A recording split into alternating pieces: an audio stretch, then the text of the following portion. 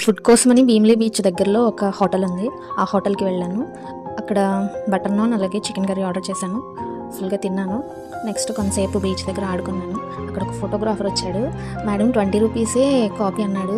సరే కదా అని ఫొటోస్ దిగడం స్టార్ట్ చేశా. టపటప్ప తీసేస్తున్నాడు. నేను అసలు ఆలోచించలేదు. ఒక 60 ఫోటోలు తీసి 1200 అయింది మేడం బిల్ అంటున్నాడు. ఇంకా నాకు సౌండ్ లేదు. అమ్మని మన దగ్గర చిన్న కళ్ళున్నా చాలు ఎక్కడికి వెళ్ళైనా బ్రతకొచ్చు. బీచ్ దగ్గర 10 నిమిషాలు కూడా ఫొటోస్ తీయలేదు. 10 నిమిషాలకి 1200. నాకు ఇంకా సౌండ్ లేదు. అలా ఇలా చేసి ఒక 1000 రూపాయలు ఇచ్చాను.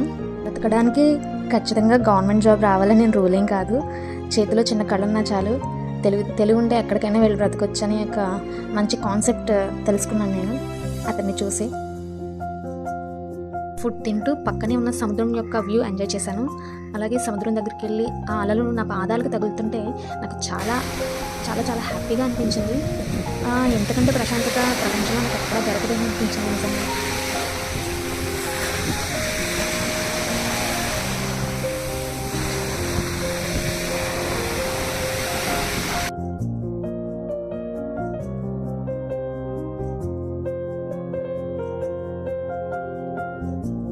ఫుడ్ కోసమని భీమిలి బీచ్ దగ్గరలో ఒక హోటల్ ఉంది.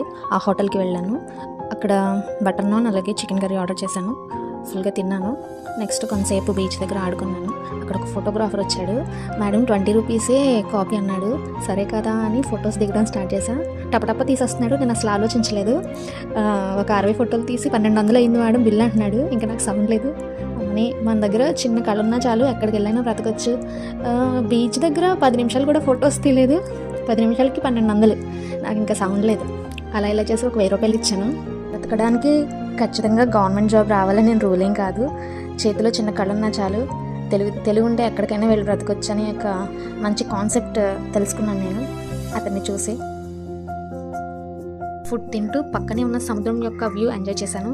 అలాగే సముద్రం దగ్గరికి వెళ్ళి ఆ అలలు నా పాదాలకు తగులుతుంటే నాకు చాలా చాలా చాలా హ్యాపీగా అనిపించింది.